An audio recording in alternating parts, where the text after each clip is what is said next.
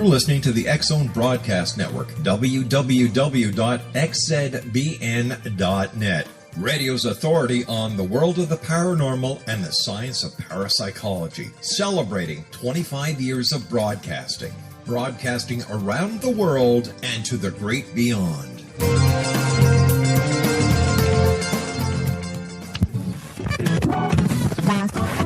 All Hit Radio.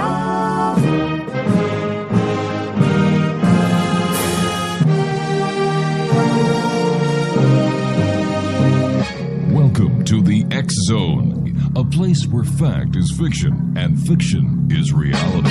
Now, here's your host, Rob McConnell.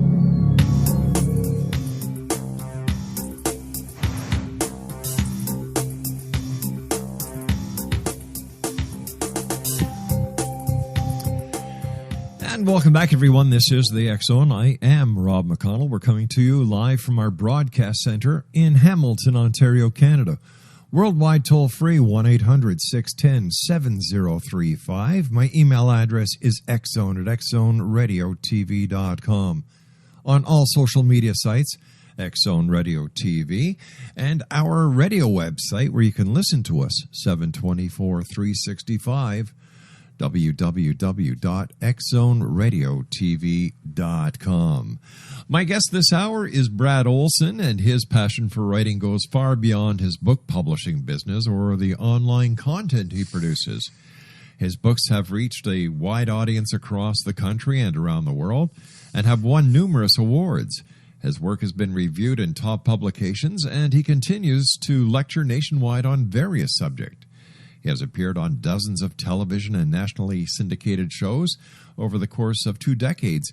Yet for all the fanfare, Brad OLSEN likes to spend time with his friends and family while attempting to be outdoors as much as possible.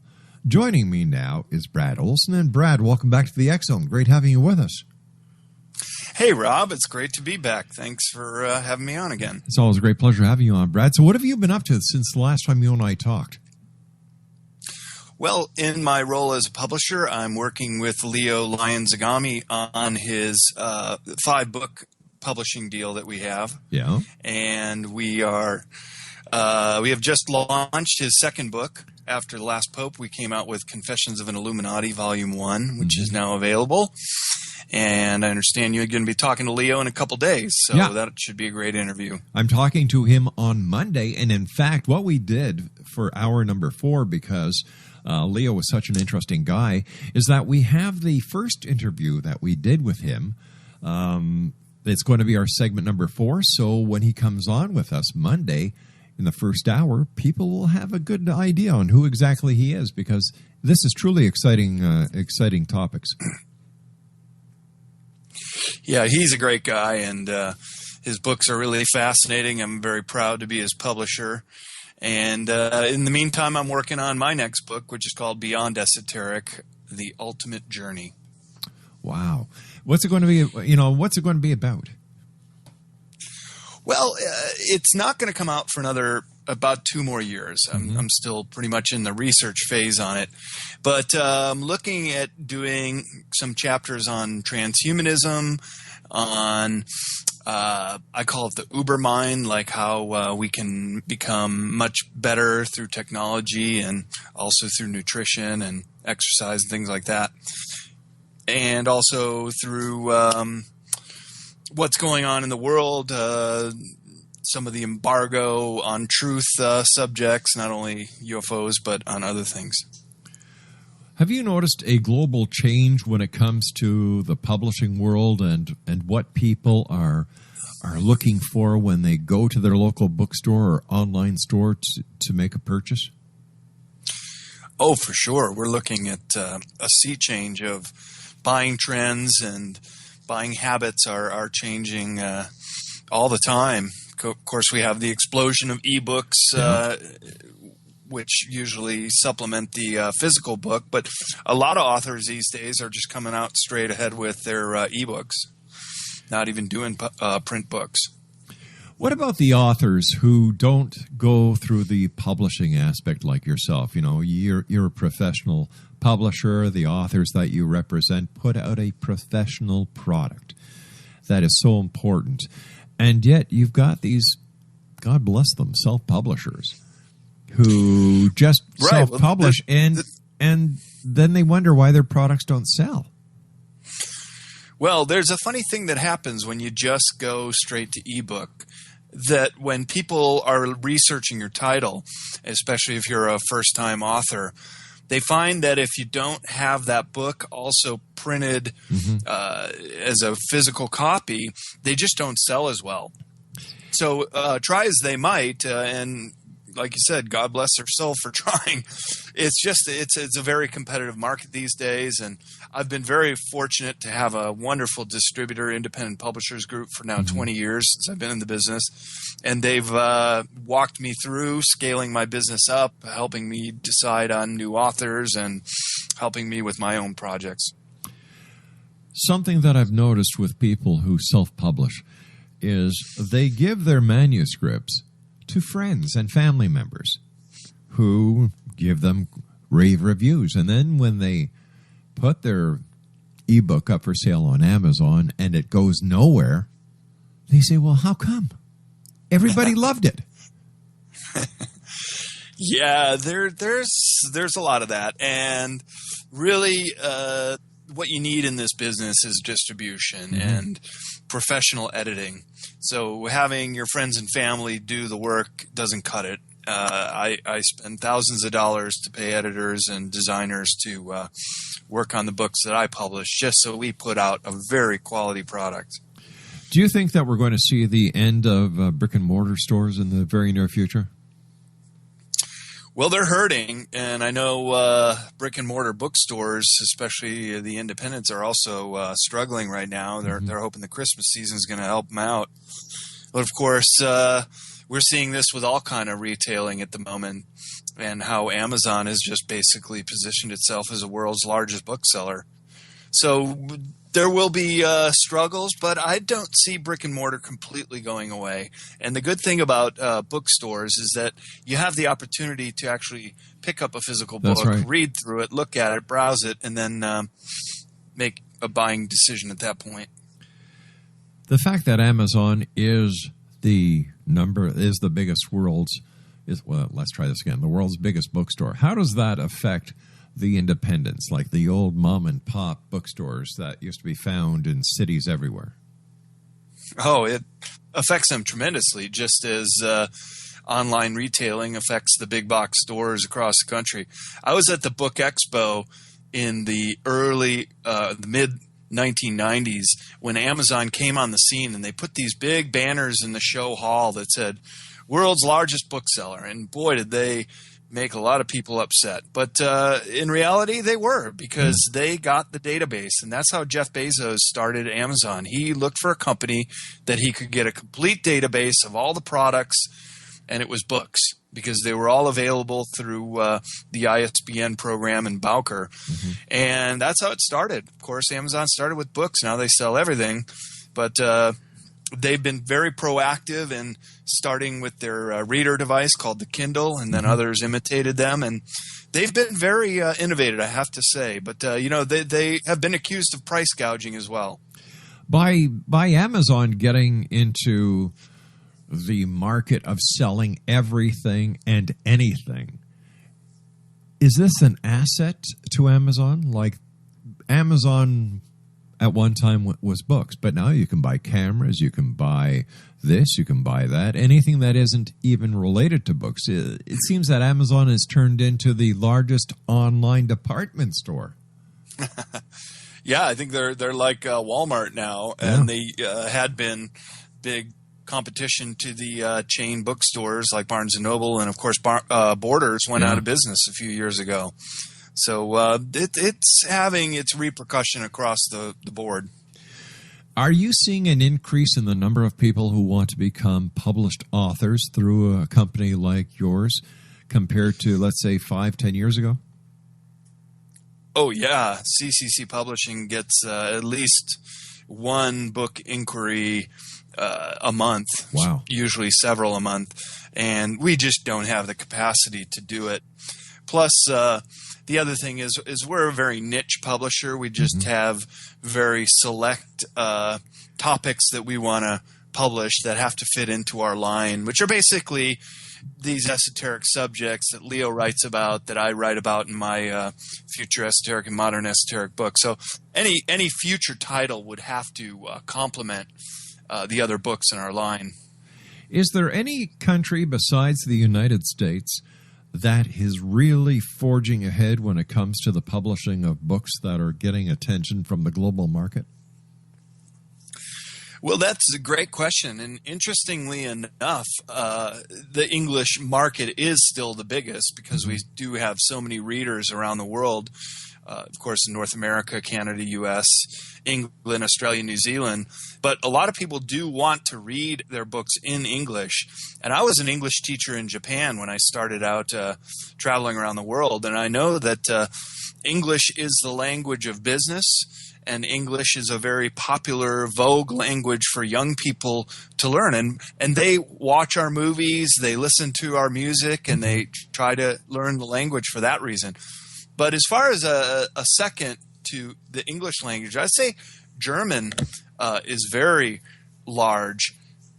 Not that there's a huge amount of German readers, but the people in Germany are voracious readers themselves. And then you have companies like Bertelsmann, which are also in the English language, which are also book printers. And then you have the Frankfurt Book Fair every year, which is the largest trade book fair in the world. When it comes to the number one topic in the world right now, Brad, what would you say it is? Well, you know, I got my start doing travel publishing, and I still have many books. My Sacred Places books are still in print, and my other travel guides. But I'll tell you, the internet has given travel publishing a run for its money. Really? And the reason is because when you can go online and you can search any destination in the world and put together just about any itinerary in the world, why would you want to drop $30 on a travel guide? So I had to make a decision about 10 years ago that if I wanted to stay in publishing, I had to change the direction. And so what I decided was we need to produce books that people are willing to pay for. And the only way you can make them pay for it is to provide information that's not readily available on the internet. And that's why I think these esoteric subjects and this new direction I took CCC Publishing has been such a good move, because we focus on providing information that's just not so readily available, that you do have to pluck down your $17 to get a copy of our books. And I might say, well worth it, because you've been kind enough to send me over the years your publications, and they are great books. They truly are. Well, Rob, I always have said that the only kind of books that I would want to write myself or publish would be books that I would want to own myself. And so to make them quality publications that are worked on by professional book design, cover designers, and editors, that is money well spent in my view. Even if it cuts into the bottom line of producing a book, and even if the print run is only 3,000 or 4,000, I don't care, because I'm focused on quality products, and I'm glad you can appreciate that. Brad, for our listeners who may just be joining us for the first time tonight on a couple of the new networks that we've picked up over the last couple of days, how would you describe the word that you've been using quite often, esoteric? Right. Well, esoteric's a very multifaceted word. Sometimes in the West, people have the idea that it's only associated with, say, the occult or with dark learnings, seances or masses. And I make the distinction in the Introduction to Modern Esoteric, the first in my series, that while that is an aspect of it, it's not of my interest. And I will leave that to other authors, and some of those I publish, such as Lon Milo Duquette, The Key to Solomon's Key, his great book, and then, of course, Leo Lion-Zagami's books. He delves into the dark side and talks about that, and he knows it. He knows it intimately, and he's been involved in it, so he is an expert for that. But I like to redefine esoteric in a different kind of way, and that is looking at all the subjects that have just been kept out of the purview of attention. I call it the alternative narrative, the storyline of all the things that have happened in the world that we just haven't been privy to. And so these are subjects that can range from UFOs to the antediluvian civilizations of our long ago past, and even delve into the subjects that I wrote about in my travel guides on the sacred places, looking at the Great Pyramids, for example, in a different light, and other monuments around the world that may have a deeper meaning that we just haven't been told the full story about. In your books, Sacred Places, I'd like you to think for a second on where, based on your travels and based on your experience and expertise, where the number 1, 2, and 3 sacred places, according to Brad OLSEN, are. Rob, you're always such a consummate radio host with the best questions I ever get. And 1, 2, and 3 would have to be number 1, the Great Pyramids in Egypt. Just blew me away. There's nothing quite like them anywhere in the world. And number 2, I would say, is the temples of Angkor. Not just Angkor Wat itself, but the whole surrounding area in northern Cambodia, about 100 square miles. They're just temple after temple after temple. It would take a week or longer to go to each one and see them. And then I think number 3 is a lesser-known site in Indonesia called Borobudur. And it is a Buddhist stupa that goes up several levels that is representative of the Buddhist journey to enlightenment. And it's just so intertwined with carvings and knowledge that's another site that could take days or weeks to explore and still try to find a higher meaning to it. Having done all this work, this research on all these sacred places, Brad, what is the common thread? What is it that ties all these sacred places together? Well, it's really the best that humanity can be. When you visit these places, you realize that history is so rich in innovation and building for the sake of beauty, not just a utilitarian structure that houses us or we go to work in, but these are temples that are devoted to the unseen realms, to deities, to God, to religion, and also to the human experience. And that's why they're just, to me, so enlightening to go there and visit them. And so in all my Sacred Places books for each of the destinations that I write up, I also provide very detailed instructions for people to go there, because I think by traveling to these sites can make people better in life. How did you feel personally, Brad, when you were standing with the Great Pyramids, or when you were standing at the temples of Angkor, or when you were standing at Borobudur? How did you feel? I just felt truly honored and blessed that I had the opportunity to see these locations and not only see them, but even interact with them, take a tour and go inside and get into the king's chamber, or to walk around the full length of Angkor Wat and see the moats and then cross over the causeway and just get a feel for what these places really are, and look inside the stupas at Borobudur and see inside each one is a sitting Buddha. These are things that photographs or travel descriptions can't quite get the essence of. You really have to go there and see them to really feel their true power. What is your opinion on the true meaning, or the true, we'll use meaning for now, of Stonehenge?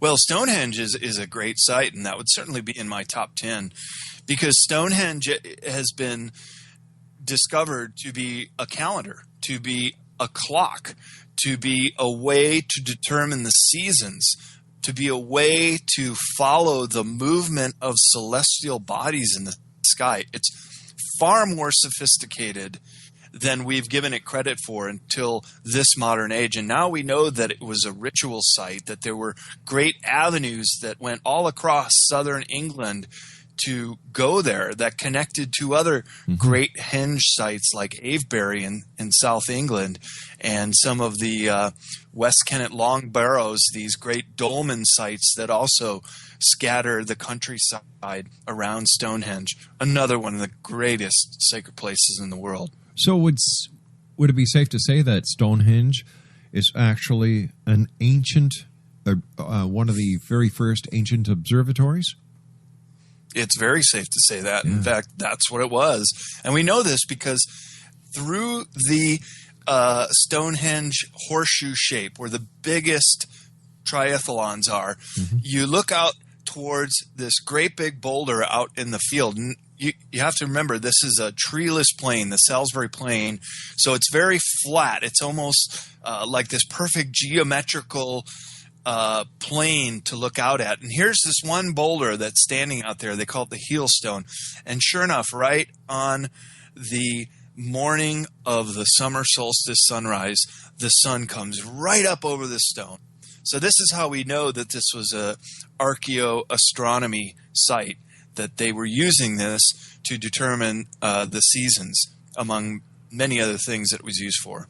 I thought of you a couple of weeks ago when Dr. Ben Carson said that the real reason the pyramids were built were to store wheat, or was it grain, and this was done by Joseph. And I remember looking at Laura and saying, I've got to ask Brad Olsen what he thinks of that comment. So there you go, Brad. What did you think of Dr. Ben Carson's comment on what he says is the real reason the pyramids were built? Oh, I think Dr. Carson has a few concepts that are a little out of skew. No, I don't know that was the purpose at all. And it's funny you say that, because I got that comment. It was on a meme, and I put it on the Facebook page called Sacred Places 108 Destinations, and I welcome your readers to like that Facebook page. And I put daily stories and articles and memes on there. So when I saw him say that, I thought, wow, this guy's kind of in his world of his own and really doesn't know what Stonehenge was about at all.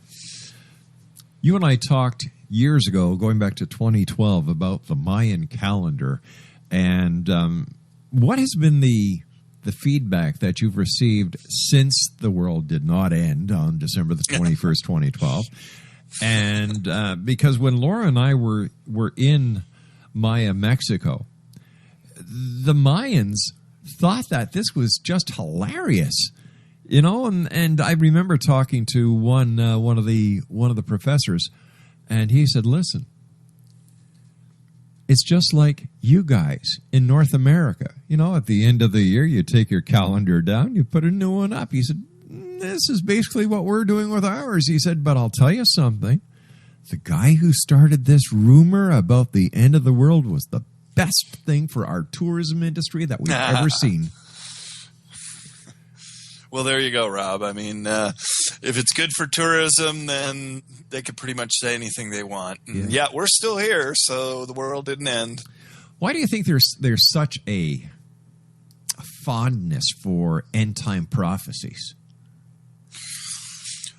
It's been going on for thousands of years. In the year 1000, when the first millennium switched over, people were hysterical, thinking that was the end of the world.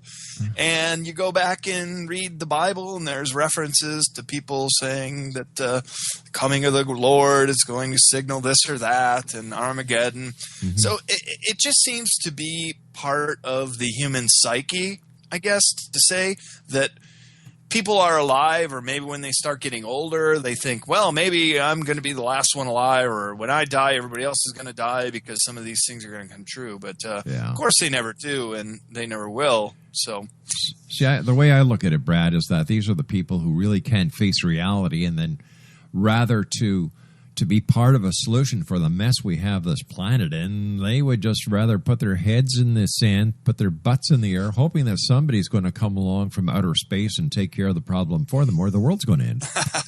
Well, don't hold your breath if that's your viewpoint. You've got it, my friend. That's going to happen. Hey, Brad, you and I have got to take a quick commercial break with the news at the bottom of the hour. Thanks so much for being with us. It's great talking to you. Always a pleasure, Rob. Exonation, my guest this hour is Brad Olsen. Here's a couple of websites, www.bradolsen.com. That's www.bradolsen.com, www.cccpublishing.com. Let me see. We have peacetour.org, howweird.org, and stompers.com. Brad and I will be back on the other side of this very short commercial break as we continue here in the X-Zone from our broadcast center in Hamilton, Ontario, Canada. Worldwide toll-free, 1-800-610-7035. Email xzone at xzoneradiotv.com. On all social media sites, xzone at xzoneradiotv.com. There's no .com, there is there. But our radio site where you can listen to the X-Zone Monday through Friday from 8 p.m. Eastern until midnight. And then for the rest of the week, we play the best of at www.xzoneradiotv.com. I'll be back on the other side of this quick break. Whatever you do, don't go away.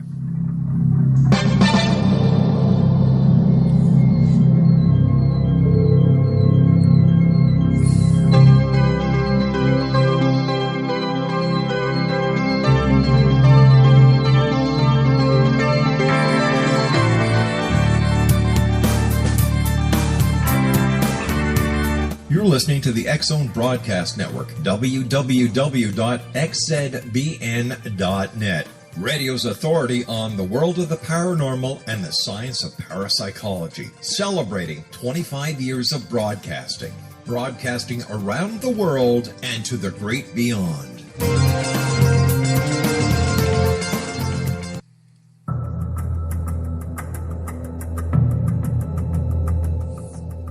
Modern Esoteric, Beyond Our Senses by Brad Olsen, consummates the lifology story about where humanity originates. It is the lost continents, the primitive wisdom, the mythos of creation, and the rethinking of ancient history as we are taught in academia. There is much more to the story than what we have been told. As this is the first book in the Esoteric series, Modern Esoteric starts at the beginning of time and accelerates up to this modern age. Future Esoteric is book 2 in the series and takes a forward-looking position ahead of today with an open and honest examination of the ET issue and various unexplained phenomena. To discover the writings of author Brad Olsen, visit www.bradolsen.com. That's www.bradolsen.com.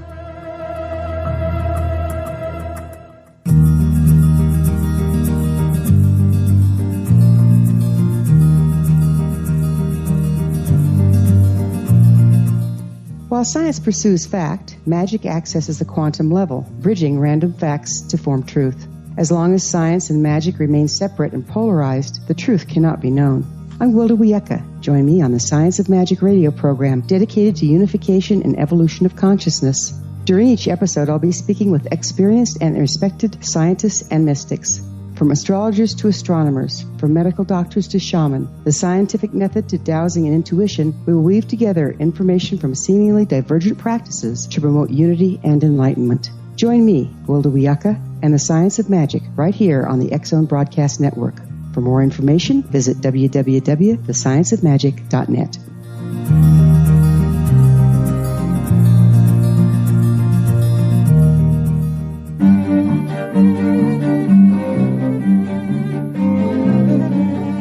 Good real estate websites are not just about showing listings, but offering visitors valuable information about neighborhoods, market statistics, tips, and personal insights. Luckily, you will find that on Roost, but you won't on many other real estate websites in Budapest. That's why we created Roost. Roost is a website with tailored results for the foreign investor, curated by Hungarian-loving expats who found their home abroad and decided to roost in Budapest. Let Roost help you get started on the right foot.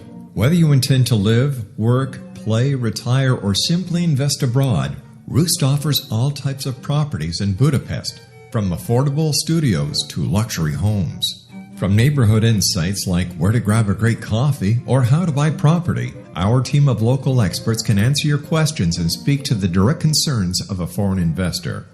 Buying foreign property is an exciting and complex adventure. It can also be very time-consuming and costly if you don't have the best information and resources at hand. Roost provides professional real estate services and assistance to an international clientele of foreign property investors and rental apartment owners in Budapest. For more information on Roost, visit their website at www.roost.co. That's www.rooste.co.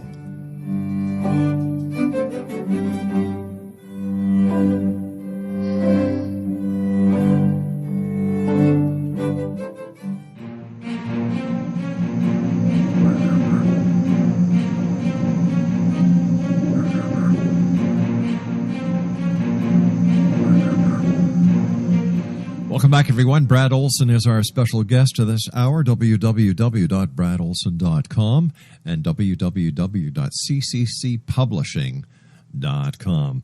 You know, Brad, before we asked you about the top sites, you know, we talked about the Great Pyramids, we talked about Stonehenge and some other sites that you've gone to. But what about the United States? In your opinion, what would be the 3 top sacred sites right at home in the United States? I'm glad you asked that, because I wrote the book Sacred Places North America, 108 Destinations, and I did 4 cross-country trips up and down the continent, even several trips into Canada, checking out many of the great, amazing places in this country. So my top 3 would be the medicine wheels of the Great Plains, including Canada. In fact, most of the medicine wheels of North America are in Canada. The most famous is in Wyoming, called Bighorn Medicine Wheel, and it again has archaeoastronomy alignments, making it quite a fascinating site. The other one I think is just up there as far as ruins of the Southwest is Chaco Canyon, which it too has alignments and archaeoastronomy sighting points that show that the shaman of the Anasazi people were very sophisticated, not only in building but in predicting the seasons and understanding the cosmos. And then out east, I really love those prehistoric stone chambers of New England. I call them prehistoric because they closely resemble the dolmens or beehive chambers in Europe. And in my book, Sacred Places Europe, I draw a very near exact distinction to the beehive chambers of Ireland and northern Great Britain. So that's also the subject of a DVD we came out with at CCC Publishing Media, is the Prehistoric Stone Chambers of New England, which is only available off of CCC Publishing website and Amazon.com. So what were they? What were they used for? Who created them? Well, again, these prehistoric stone chambers have archaeoastronomy sightings. Wow. So some of them have windows. There's a place called Gungiwamp in Connecticut, which is one of the 4 sites featured on the DVD, that has a window that opens to the solstice sunrise. They also have openings that let in the light on the equinox dates. So they were very sophisticated in understanding the midpoint of the year, the shortest days of the year, and the longest points of the year. Plus, they're incredibly well built and have these beehive stone chambers. What I mean by that is they don't use mortar. They just expertly stack stones together in such a way that the ceilings come up to a dome, much like a beehive, with often a large lintel stone or megalithic capstone for the ceiling, and then covered over in dirt and other stones. Something like the igloos that the Eskimos build. Very much so, except they don't melt in the summer. Fascinating. Well, is the Great Pyramid an observatory as well, or is it truly a burial chamber? Oh, you know, I visited the Great Pyramid in 1993, and it was the same month, March 93, that this guy, Rudolf Gettenbrink, went to the Great Pyramid with his little rover that went up the air shaft in the Queen's chamber, and they found another room Well, there was a door that they had to get through, and they still haven't completely gotten into that room. But just recently, and I posted this on my the Facebook page for Sacred Places, that they're doing sonar scans of the Great Pyramids and finding there are anomalies. There are other unknown chambers that still have not been detected. So Wow. if this is just a king's burial tomb, what are they doing going to all the trouble creating these air shafts and other rooms and other chambers that we still haven't even gotten into? So I think that the story is much, much more complex than we're being told. Well, aren't they also finding subterranean ruins or subterranean hallways and corridors beneath the Great Sphinx?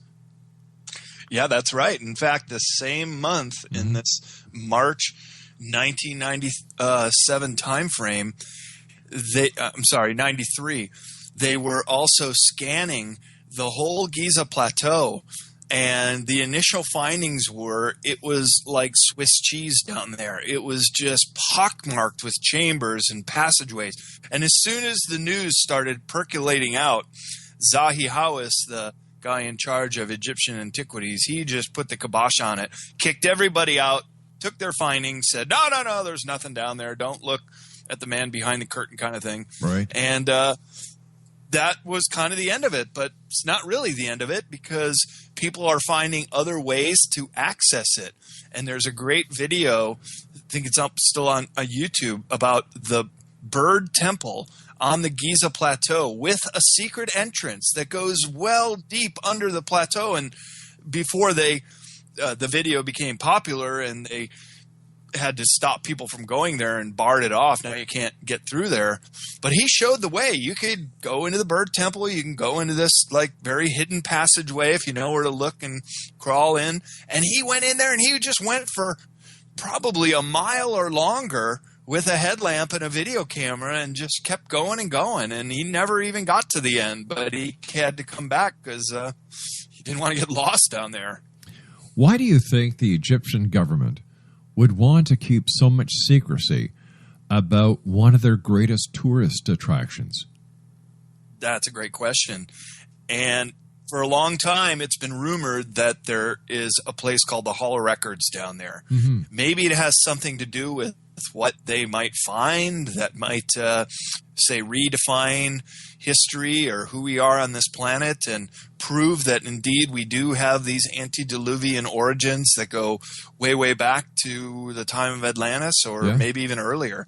And they just don't want to redefine history. They don't want to open that can of worms. You know, it's kind of like Pandora's box. Once you open it, you can't close it again. So they just assume it's much easier to keep it closed and talk about something else. But how much trust and how much faith do we have to keep putting into the archaeological findings and the historical findings when we know for a fact that we're being lied to? For example, I don't know of anyone who hasn't made the finding based on what is so accessible to everyone that Christopher Columbus did not discover the Americas. The Vikings did. The Irish were here before them. And yet, you've got academia saying in 1492, Columbus sailed the ocean blue and found North America. Found the Americas. What a bunch of crap. Right, and that's still what's taught in school. And they don't want to break that cookie cutter mold and incorporate the cultural diffusion perspective, which is people have been coming across that Atlantic Ocean for many millennia, and it's really not even that difficult to do. I remember as a kid, I read about some guy that was actually a kid my age. He was like 12 or 13 years old. Mm-hmm. He had one of those sail fin sailboats. He made it across. A 12-year-old kid. Then there was another guy who made it across in a bathtub. If you know how to follow the currents, and let's face it, the Vikings were master mariners who knew how to follow currents, follow landfalls, even follow birds. Sure, they were here, and they even left rune stones all over the continent, which I cover in Sacred Places North America. Isn't it true that there were Egyptian artifacts found in the Grand Canyon? Well, there's that too, and they call that the Smithsonian Gate. That there was a full-page article that came out in a Phoenix newspaper that this great temple had been discovered, I believe, in the 1920s, in a section of the Great Pyramid that has all these Egyptian names too, the Mound of Osiris and the Butte of Isis, of course, named after the Egyptian goddess, not the terrorist group, and all these other Egyptian names. And this area of the Grand Canyon is still totally cordoned off. Top secret, can't go there, can't get a permit. They'll arrest you if you go in. So that, of course, raises an eyebrow. And then, of course, the account in this Phoenix newspaper, which describes this team going up there, finding artifacts, then notifying the Smithsonian, and the trail went cold, and you never hear anything about it ever again. What about the Peruvian connection? The Andes, the Peruvian sites. You know, there has to be something more to what we're seeing, Brad. And I appreciate the great work that you're doing in trying to help connect all these pieces to come up with some semblance of what the truth really is. But what is your take on Peru? Great question. Peru, Bolivia, Lake Titicaca, up there at Tiwanaku, which is pre-Incan. Even the most stodgy archaeological historian will admit that there are pre-Incan ruins in South America that are much better built, of a megalithic nature, and then you have some of these stones that have 13 angles that are expertly fitted together. Go up to Machu Picchu, which wasn't even discovered till a little over 100 years ago by Hiram Bingham, and he was an American too, on the trail to try to find this mythical location called Vilcabamba, and he stumbled upon Machu Picchu. And massive megalithic stones right there on the top of this very high mountain, showing an incredible sophistication of building that I think stonemasons would be challenged to replicate even to this day.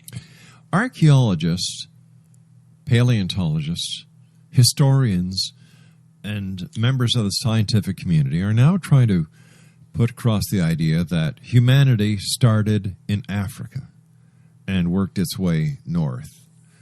If this is the case, and I have a big problem with that theory, if this was the case, how come there are no great monuments, megaliths, that are found in Africa compared to the rest of the world? Yeah, that's a great question. I got a call from the producers of Ancient Aliens. It looks like I'm going to be on a couple episodes for season 9. One of the shows that they're going to do is on Australia, and they were asking me all these questions because I spent 6 months down there, and I told them straight up, I talked to Aboriginal people. They said they're the originators of humanity, that everybody came out of Australia. And you're right. Why don't we see the great monuments that we find elsewhere in the world in Australia? So it certainly stands to question these origin theories, where exactly we came from. And I would have to agree with you on this one, Rob. So tell me, where do you think we came from? Is there an extraterrestrial connection? Are we starseeds? Well, that's a great question. And I do examine it in my book, Modern Esoteric, Beyond Our Senses, in the Lifeology section, talking about the blood of the gods and talking about these anomalies in the human species, such as this factor of Rh negative blood, which only occurs in humans. It does not occur in other animals. And what makes it so unique is that this actually even happened in my own family. I had a Uncle Douglas who died at 5 days old because his blood was Rh positive, and my grandmother was Rh negative. Their blood mixed upon birth. Uncle Douglas died. So these things don't happen in the animal kingdom, but they do happen with humans, and it does show that there are some really strange things, if you want to look deeply into this, about the human race that don't quite add up to this out of Africa notion. Exo Nation, Brad Olsen's our special guest. Two websites, www.cccpublishing.com and www.bradolsen.com. You mentioned Atlantis very briefly. Are we any closer to discovering the location and the reality of Atlantis, or was this just the idea of Plato? Oh, no, we have, and there's hard evidence that there had been these antediluvian high civilizations on the planet at one time, and many of those locations are deep underwater. About 10 years ago, there was a group searching for sunken ships off the coast of Cuba and was using side-scan sonar scanners to look at the sea bottom, and they came across what looked like a Mayan city with a central pyramid and flanking side pyramids. And I have images of this in Modern Esoteric for people to see. They were so blown away that they went to the National Geographic Society to investigate further, and kind of like the Smithsonian Gate, that's where the trail ended, and we really haven't heard anything from it. But fortunately, they had told enough journalists and passed out enough images of this sunken city to make it out into the mainstream press, and that's where I picked it up. Plus, there are sites all around the world. There's Yonaguni off of the Okinawa Islands of Japan that have these incredible underwater megalithic stone-built, stone-carved structure. You have the Bimini Roads also in the Caribbean, and then you also have a pyramid, underwater pyramid off the Azori Islands, which is off the coast of Africa and pretty close to where Plato said that Atlantis would be, beyond the Pillars of Hercules, which we now know as Gibraltar. Mm-hmm. Where do you think the ancient civilizations of days gone by went? How come they didn't stick around, or did they? Well, they did, and this also ties into this Rh negative, because 25% of the Basque population is Rh negative, and this is much higher than the average around the world. There's only about 15% of the human population who are Rh negative. And these Basque people are very, very unique. Of course, they live in the region of the Pyrenees Mountains of Europe between France and Spain. The Basque language is completely unique. It's not found to have any basis in any other language. It does have connections to the Celtic people, which seem to be an offshoot of the Basques. And a lot of the Basque people themselves think that they are the progenitors. They were the survivors of Atlantis, and they've stuck together, and they've kept their culture and language intact, and that's what we see today. So what's next for Brad Olsen? What are you going to be doing? Well, I have the 17th annual How Weird Street Fair coming up. Mm-hmm. It's another one of those projects I do that's kind of different and unique here in San Francisco, but it's gotten so big. We're now hosting 25,000 people on the streets of San Francisco on May 1st, 2016 for the 17th annual event. So that's starting to heat up, and that does occupy my time quite a bit when it comes up. Also coming out with Leo's third book in middle of 2016. So we got that going. Plus my own Beyond Esoteric research continues, and I want to put out a masterpiece, so I don't want to come out with that book too early, but that is definitely in the works. Brad, as always, great pleasure talking to you, my friend. As I said, we're going to have Leo's first interview with us as our fourth segment tonight, and Leo's going to be my guest this coming Monday from 8 p.m. until 9 p.m. Eastern. But I want to thank you very much, Brad, for all the great work you've done over the years. And, you know, it's always great talking to you, my friend. Always great talking with you too, Rob. Thanks again for having me on, and I look forward till we do it again. Hey, anytime, my friend, anytime. Take care of yourself, Brad. And in case I don't have the pleasure of speaking to you before Christmas, to you and yours, a very Merry Christmas and a belated Happy Thanksgiving. And I think now at this point we can start saying happy holidays. So happy holidays to you too, Rob. Take care, my man.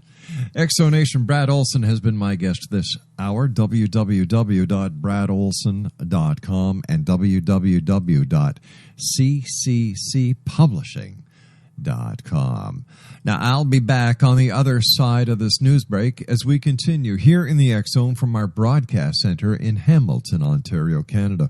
Worldwide toll-free, 1-800-610-7035. Email xzone at xzoneradiotv.com on all social media sites, Xzone Radio TV, and our main website, main radio website, I must say, at www.xzoneradiotv.com. We'll be back on the other side of this break after the news. Don't go away.